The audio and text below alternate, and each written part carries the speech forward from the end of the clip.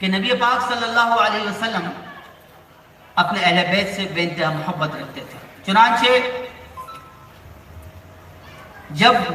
محبت کے اوپر، محبت کی تکمیل کے اوپر ایمان کی تکمیل کا دار و مدار ہے، لہذا اگر محبوب کو جو چیز محبوب ہے اگر وہ ہمیں محبوب نہیں ہے تو پھر یہ سمجھ لیجئے کہ محبت کے اندر نقص ہے، محبت کامل نہیں ہے۔ اور جب اگر محبت کامل نہیں ہے تو پھر ایمان کامل نہیں ہو سکتا۔ لہذا ایمان کی تکمیل کے لیے محبت کی تکمیل ضروری ہے، اور محبت کی تکمیل اسی وقت ہوگی جب محبوب کو جو چیزیں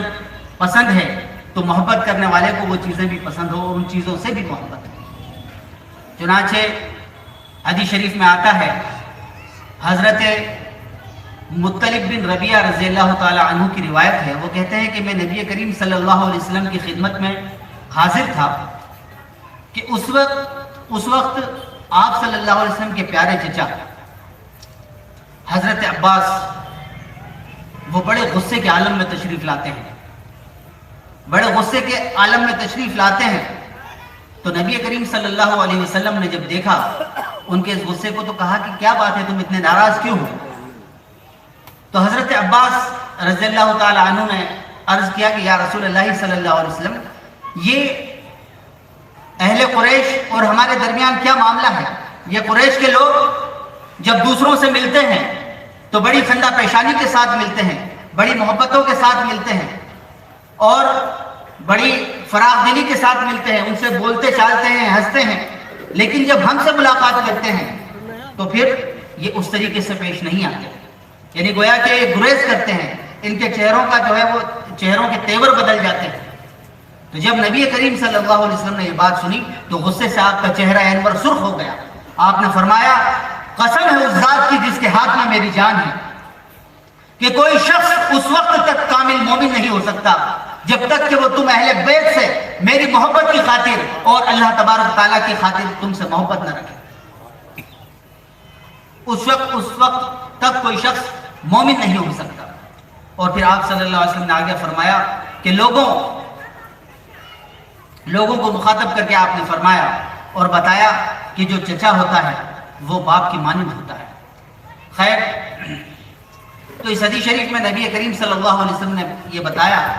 کہ کوئی شخص کامل مومن اس وقت تک نہیں ہو سکتا جب تک کہ اہل بیت کی محبت اس کے دل کے اندر نہیں ہے۔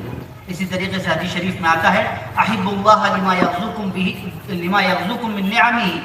واحبونی لحب اللہ واحب اہل بیت لحبی۔ تم اللہ تبارک و تعالیٰ سے محبت رکھو کہ وہ اپنی نعمتوں سے تمہیں رزق دیتا ہے، اور تم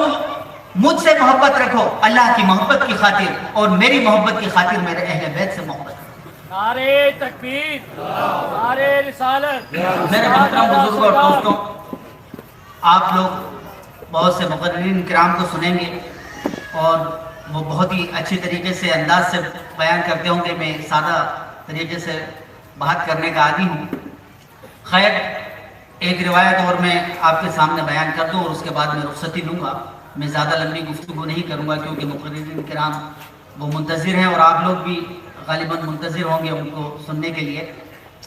لہذا حضرت زید بن ارقم کی ایک روایت ہے کہ جس میں اس بات کا ذکر ہے کہ نبی پاک صلی اللہ علیہ وسلم نے فرمایا کہ لوگوں میں تمہارے درمیان دو چیزیں چھوڑ کر جا رہا ہوں،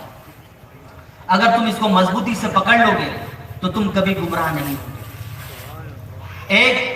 اللہ کی کتاب ہے جو اللہ کی رسی ہے جو آسمان سے زمین تک پھیلی ہوئی ہے، اور دوسری میرے اہل بیت ہے۔ اور پھر آپ صلی اللہ علیہ وسلم نے فرمایا وَلَن يَتَفَرَّقَا، اور یہ دونوں یعنی قرآن اور اہل بیت یہ دونوں جدا نہیں ہوں گے، یہ دونوں جدا نہیں ہوں گے یہاں تک کہ یہ میرے پاس حوض کوثر پر پہنچیں گے۔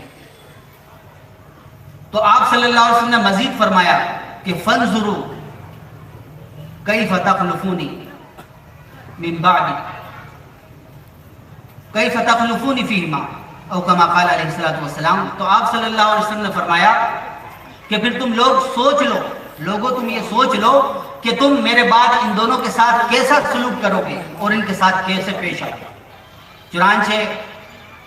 اہل علم نے اس حدیث کے ذیل میں لکھا ہے